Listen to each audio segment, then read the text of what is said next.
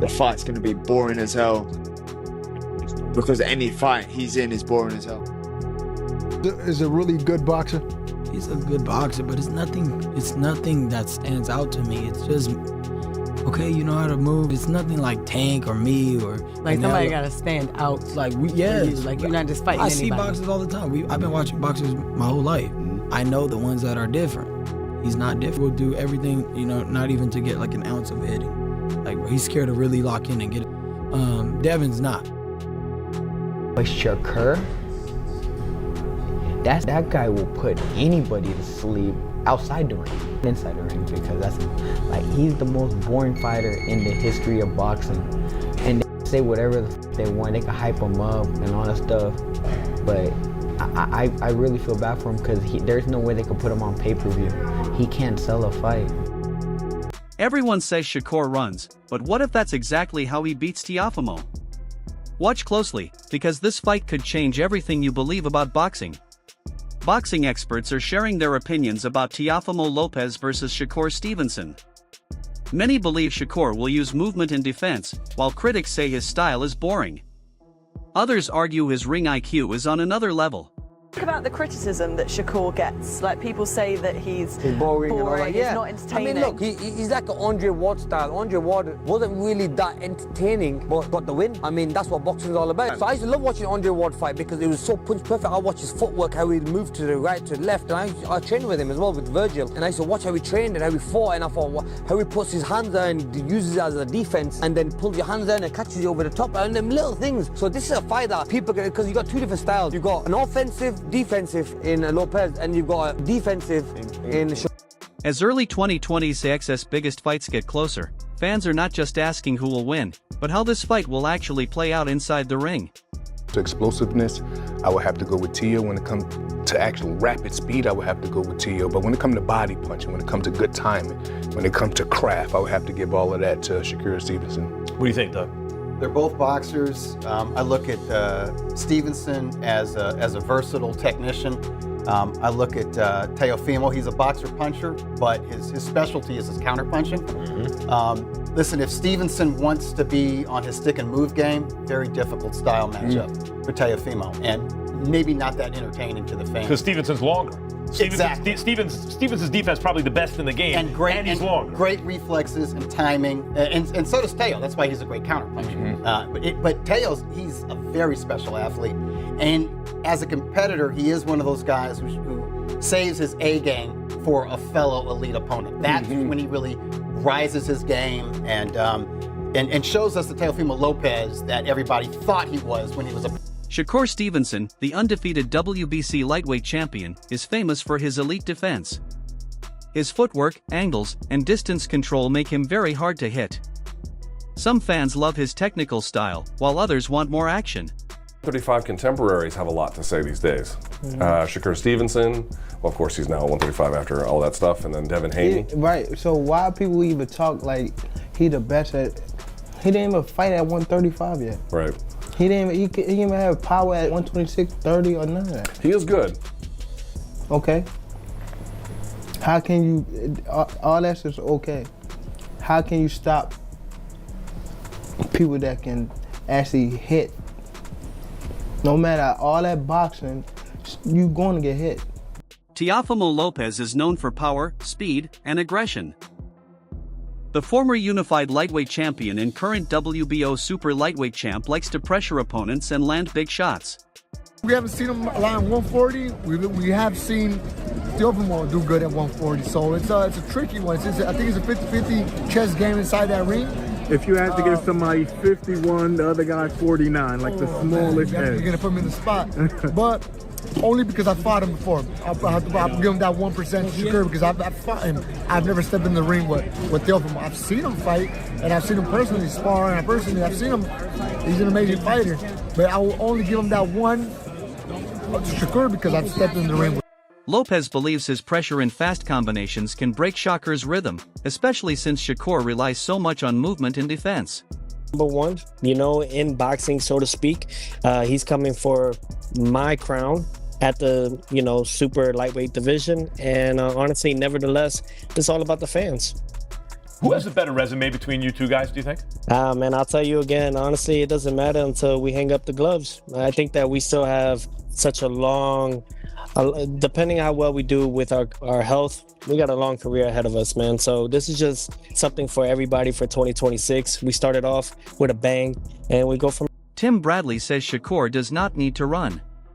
He can stay aggressive, use his jab and feints, and control Teofimo without backing up too much. Boy, ain't got a really move. Yeah, it sounds crazy. Shakur can actually walk to Teo. Yeah, he can walk to Teo. Yeah, as long as he walk behind with the jab, long as he walk behind with feints, because feints throw off Teo. Jabs throw off Teo as well. He's a counterpuncher. Yeah, he's a counterpuncher. So if you can keep him off balance and keep him guessing, keeping that jab in his face, and you force him back, yeah, he moves his feet, but he makes a lot of mistakes. Gets himself out of position a lot of times. He's out of position a lot of the times, man. Brings those feet together at times. Oh, yeah. When he moves side to side, same thing. He responsibly defensively, nah. When he disengages, defense is whack. Trash. Yeah. When he resets, a lot of time he comes in the range, he's standing straight up. Come on, man. Shakur can take advantage of Teo not being that great on the inside, not being that great at mid-range. Bradley also points out that Teofimo sometimes gets out of position. This could allow Shakur to stay calm, read punches, and use his high boxing IQ. He got to run from Teo. Nah, he can stand right in front of Teo. He could, yeah, and see all them shots coming. For sure. You already know the punch selection that he gonna use. Punch selection gonna be he gonna try to use his jab at a rapid pace. Of course. He gonna try to out-jab Shakur. Of course. Flicking it out there, flicking his jab out there, man. Trying to get some sort of response. Or flicking it out there, trying to just close the gap on Shakur. And he gonna throw the right hand downstairs. Yeah. That's what he gonna do. He gonna be looking for that right hand, then he gonna try to sneak him up top. Yeah. It's plain and simple. Sneak him up top. That's it. But if Shakur can stand his ground, if Shakur can evade and get right back in his space, right back in his face, man, evade and get right back in his face, right? When he's not set or ready to punch, when them feet are spread apart, Shakur can walk to him. Shakur can walk to him. Lopez says he is training to knock Shakur out and prove himself. He wants a big knockout and doesn't want to just win on points. Consider you, out of you and Shakur, I would consider you the more explosive, possibly the more speed concerning like getting to the target quicker.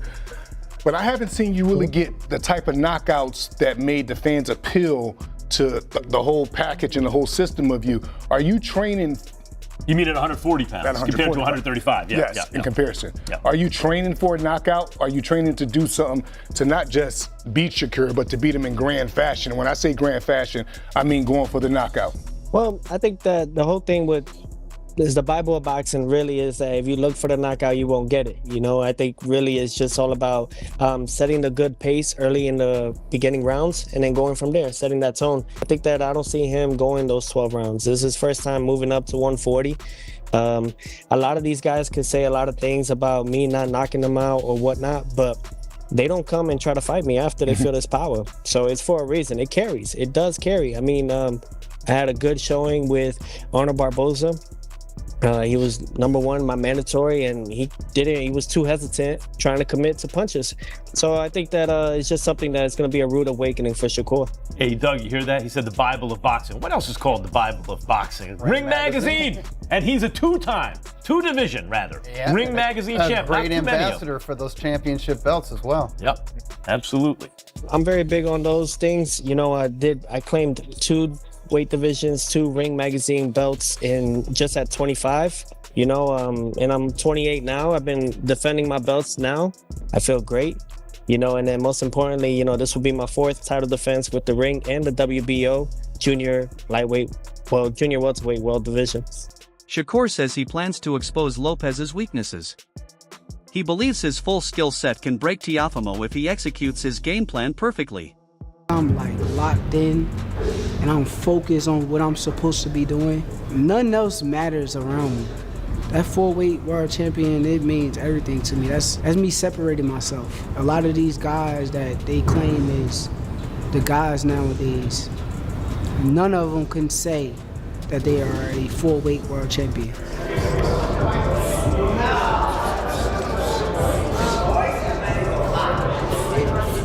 He got a lot of weaknesses though. He's a very good fighter, but I do see a lot of weaknesses. He's not gonna correct them overnight. It's gonna be the same Teo that we done seen 1,000 times before. He's gonna come out there trying to perform highly, and I'm gonna take advantage of it. But as far as the weaknesses, I'm gonna keep them to myself. Lopez fired back, calling Shakur overrated. He says he will make the fight ugly and force Shakur into uncomfortable exchanges. Mates, me and Shakur, top rank. He talks about this and that and about I was jealous of him. No, I'm not. You were a 2016 USA silver medalist. You're gonna get your signing bonus and all that extra stuff. Thing was, they were trying to secure him in a different route because they had put a lot of money in him.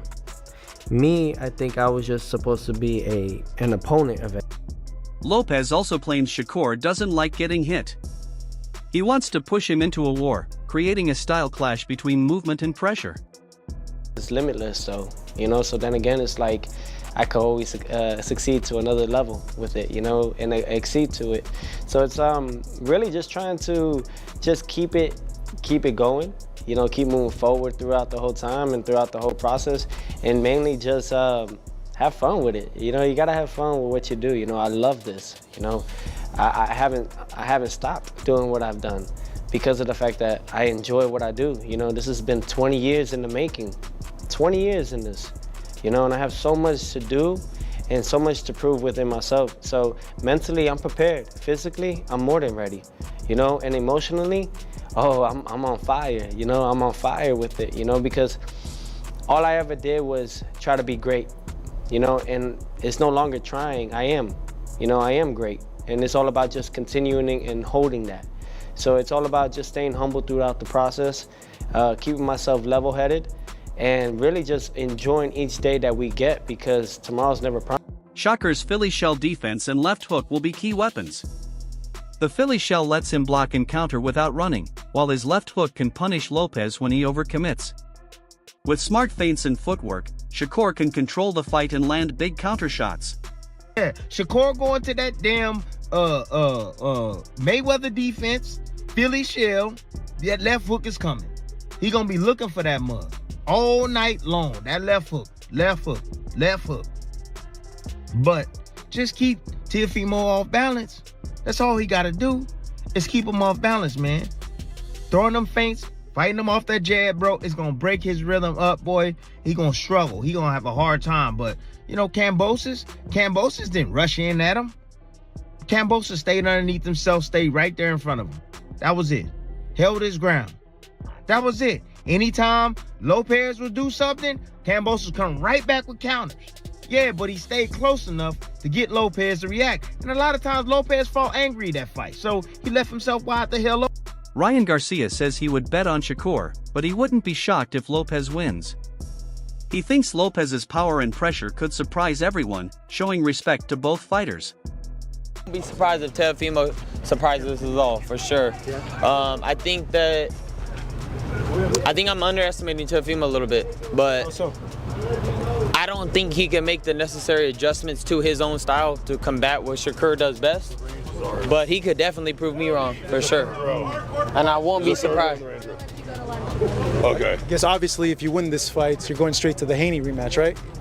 And there's a bunch of options on the door. You got Conor Ben. I know they made that as a mandatory, so you know we could explore that option. There's so many different options, but we're ready for it. Typically working on for this camp compared to the other camps you've done? I think right now we just trying to stay mentally sharp. I don't want to go in there and try to make it a firefight. I just want to like box him and pick his brain and beat him up, make him want to quit. Mentally break somebody down, it's like I'm hitting you and you can't get anything back. You know, that's like frustrating for certain people. After a while, you know, people start to like quit